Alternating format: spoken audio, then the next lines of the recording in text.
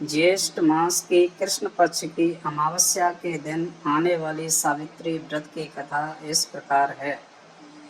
भद्र देश के राजा थे जिनका नाम अश्वपति था। भद्र देश के राजा अश्वपति के कोई संतान नहीं थी। उन्होंने संतान की प्राप्ति के लिए मंत्रोच्चारण के साथ प्रतिदिन 1,00,000 आहुतियां दी। 18 वर्षों तक यह क्रम जारी रहा। इसके बाद सावित्री देवी ने प्रकट होकर वर दिया, राजन तुझे एक तेजस्वी कन्या पैदा होगी। सावित्री देवी की कृपा से जन्म लेने के कारण से कन्या का नाम सावित्री रखा गया। कन्या बड़ी होकर बेहद रूपवान हुई। योग्य वर न मिलने की वजह से सावित्री के पिता बड़ा दुखी थे। उन्होंने कन्या को स्वयं वर तलाशने भेजा। सावित्री तपोवन में भटकने लगी। वहां साल्व देश के राजा धुम्मोत्सेन रहते थे। क्योंकि उनका राज्य किसी ने छीन लिया था, उनके पुत्र सत्यवान को देखकर सावित्री ने पति के रूप में उनका वरण किया। तब ऋषि नारद को जब यह बात पता चली कि वह राजा अश्वपति के पास पहुंचे और कहा कि हे राजन, यह क्या कर रहे हैं आप? सत्यवान गुणवान हैं, धर्मात्मा हैं और बलवान भी, पर उसकी आयु बहुत छोटी है। वह अल्पायु है। 1 वर्ष के बाद ही उसकी मृत्यु हो जाएगी। तब नारद जी की यह बात सुनकर राजा अश्वपति घोर चिंता में डूब गए। सावित्री ने उनसे कारण पूछा तो राजा ने कहा कि पुत्री, तुमने जिस राजकुमार को अपने वर के रूप में चुना है वह अल्पायु है। तुम्हें किसी और को अपना जीवन साथी बनाना चाहिए। इस पर सावित्री ने कहा कि पिताजी, आर्य कन्याएं अपने पति का एक बार ही वरण करती हैं। राजा एक बार ही आज्ञा देता है और पंडित एक बार ही प्रतिज्ञा करते हैं और कन्यादान भी एक ही बार किया जाता है। सावित्री हट करने लगी और बोली, मैं सत्यवान से ही विवाह करूंगी। राजा अश्वपति ने सावित्री का विवाह सत्यवान से कर दिया। सावित्री अपने ससुराल पहुंचते ही सास ससुर की सेवा करने लगी। समय बीतता चला गया। नारद मुनि ने सावित्री को पहले ही सत्यवान की मृत्यु के दिन के बारे में बता दिया था।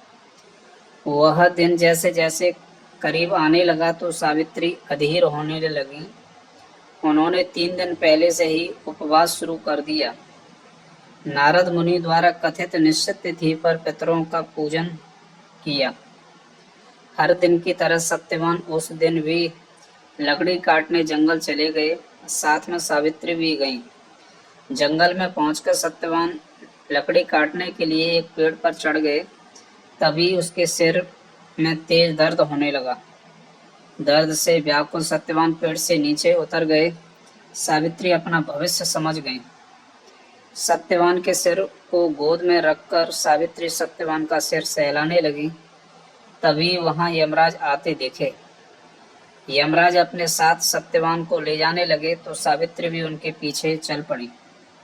यमराज ने सावित्री को समझाने की कोशिश की कि यही विधि का विधान है, लेकिन सावित्री नहीं मानी। सावित्री की निष्ठा और पति परायणता को देखकर यमराज ने सावित्री से कहा कि हे देवी, तुम धन्य हो, तुम मुझसे कोई वरदान मांगो। सावित्री ने कहा कि मेरे सास ससुर वनवासी और अंधे हैं, उन्हें आप दिव्य ज्योति प्रदान करें। यमराज ने कहा, ऐसा ही होगा, जाओ, अब लौट जाओ। लेकिन सावित्री अपने पति सत्यवान के पीछे पीछे चलती रही। यमराज ने कहा, देवी तुम वापस जाओ। सावित्री ने कहा, भगवान, मुझे अपने पति देव के पीछे पीछे चलने में कोई परेशानी नहीं है।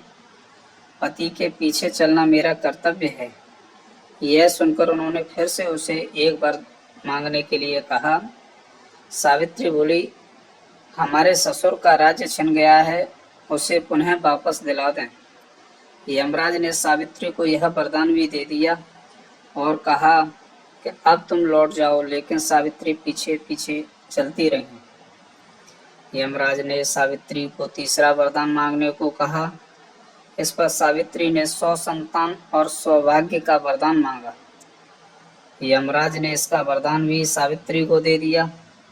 सावित्री ने यमराज से कहा कि प्रभु, मैं एक पतिव्रता पत्नी हूँ और आपने मुझे पुत्रवती होने का आशीर्वाद दे दिया। यह सुनकर यमराज को सत्यवान के प्राण छोड़ने पड़े।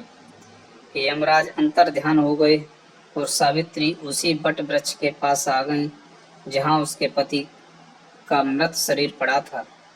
सत्यवान जीवंत हो गया और दोनों खुशी खुशी अपने राज्य की ओर चल पड़े।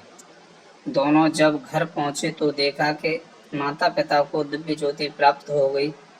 इस प्रकार सावित्री सत्यवान चिरकाल तक राज्य सुख भोगते रहे।